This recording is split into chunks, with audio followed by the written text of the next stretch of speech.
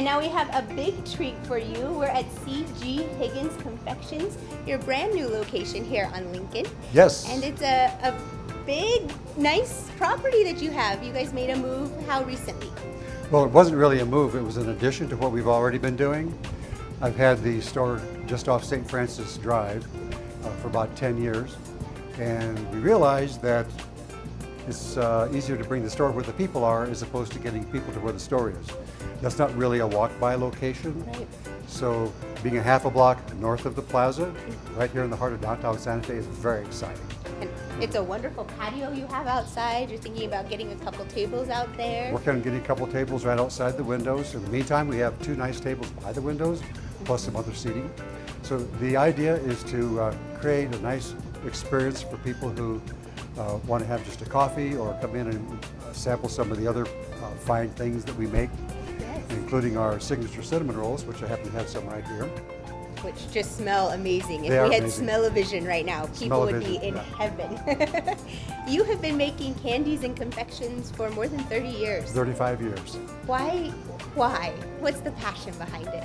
Well, some things, it is all about the passion. And I realized 35 years ago that I can actually make money and have fun at the same time, enjoy myself at the same time. And treat people. And it makes people smile. I mean, candy is a wonderful thing, and chocolate just elevates the mood substantially. In fact, one of our signature products is what we call our sipping chocolates. And that's where we take real chocolate, we grind it up and make our own mix. We grind up roasted almonds, and we grind up vanilla beans, and we steep it together with your favorite liquid of choice. And it really makes a wonderful soothing drink. We have like a European dark, which is like the chocolate one, and we have some with lavender, or some with orange, or mint, or cinnamon, or chipotle. And it's really it's a nice signature product. One of the many things I do. And you guys have been featured nationally. Yes. Tell me about that.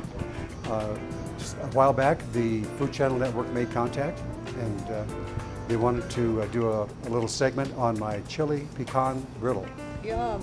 And I've been making that for a long time. And that was also the official candy for Santa Fe's 400th anniversary. Oh, how wonderful.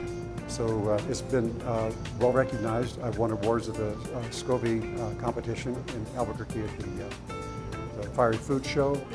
So the infusion of red and green chili in with pecan brittle is really a nice treat. And we go more for the flavor than for the heat. Yes. So when you just nice little chili finish to it, it's like, oh, there it is. There it is, surprise. And then I also do the chili with the caramel corn that we make. We put it into the truffles. We put it into the fudge. So all these things have chili in them. We know as New Mexicans that we can't get enough chili in anything and everything that we do. And you are really trying to gear your shop towards the locals in this community. Well, the local population is a nice, strong base that lives here. And being downtown, I am really working towards making it a destination so when people who do live here come downtown, they can have this little retreat where they can come in and really have this nice elevated experience of having coffee or hot chocolate or Cinnamon roll before they go to work. Cinnamon roll before they go to work or before they jog around the block. There you go. Burn those calories off. So it's been a nice opportunity to meet new people. It's really kind of fun because people who come in here are from all over the world. Yes. New Zealand, Australia, Canada, Great Britain. I mean, it's endless. And the other fun thing is total strangers come in, they actually talk to each other, which I find fascinating. A lot of places you go, everybody kind of just stays at their own table, but here they talk to each other. And it's really kind of exciting. Because of the atmosphere that you have in here, and I'm sure that's on purpose. Well, it is. The idea, again, is to make it comfortable, make it upscale, but not too upscale, but just make it comfortable and inviting and warm. I make just about everything you see in the shop that I sell is made at our other location. Like fudge is all made from scratch. They're all my own recipes and formulas that I've been developing over many years. But the fudge, the caramel corns, the brittles, the toffee. I'm sure I'm forgetting something, but anyway, just about everything you see here we make ourselves. Where do you get new ideas from? Where do you draw new influences, and how often do you change maybe a new truffle or add something different? It's an evolution. For example, We had a nice display of truffles a couple years ago, and a customer came in and said, "How come you're not doing a blue cheese truffle?" Ooh. And I said, "Never thought about it." So guess what? It's one of our most popular truffles right now. Really? Yeah. We take a goat blue cheese and we infuse the chocolate ganache with it and turn it into a truffle. And it actually generates a lot of conversation, but the little critters are pretty good. I bet. The texture, I'm sure, is amazing. Well, what's interesting is you start off and you bite into it and you say, this is chocolate, and like, where's the blue cheese? But what happens is it continues to ramp up and you get a nice blue cheese finish to it. So it's kind of like just a tasting experience. It's kind of unique.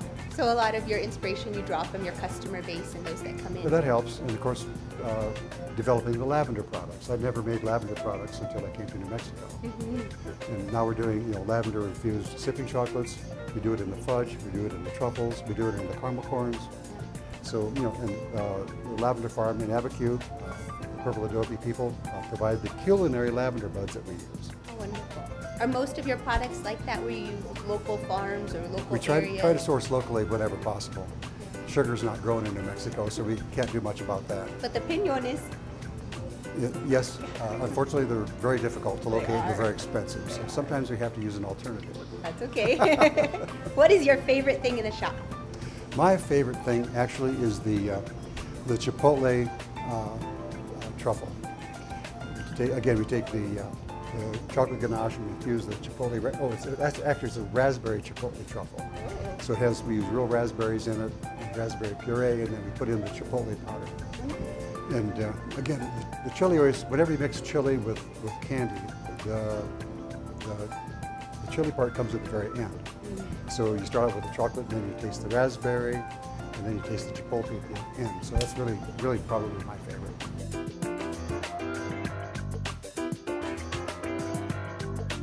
So we're in the presence of a mini greatness here. Zozobra stands right above your chocolates. Yes. Will you explain that to me and kind of where you guys are going with that?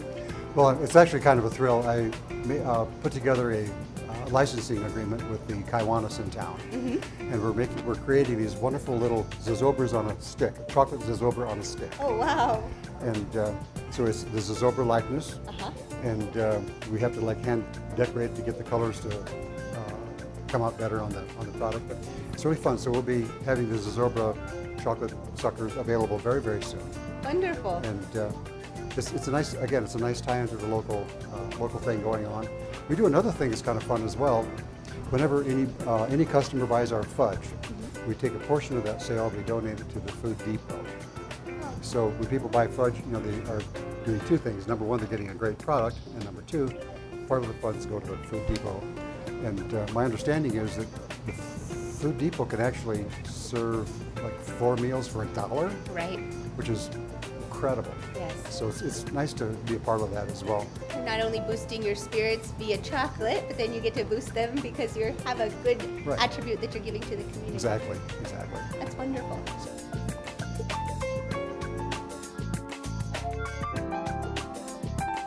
Is there anything else that you would like people to know that we haven't talked about? Well, we do have regular store hours, 8 o'clock in the morning till about, in the summertime till about 7. In the wintertime, we back it off a little bit. And then Sunday, we open late morning, maybe noon or whatever, and stay open till about 5 or 6. Wonderful. So as you're walking to the plaza, the People to the Plaza initiative, and we're getting everybody local to come and enjoy the hangout, this is the spot to come right by and get a cup of coffee and a truffle on your way.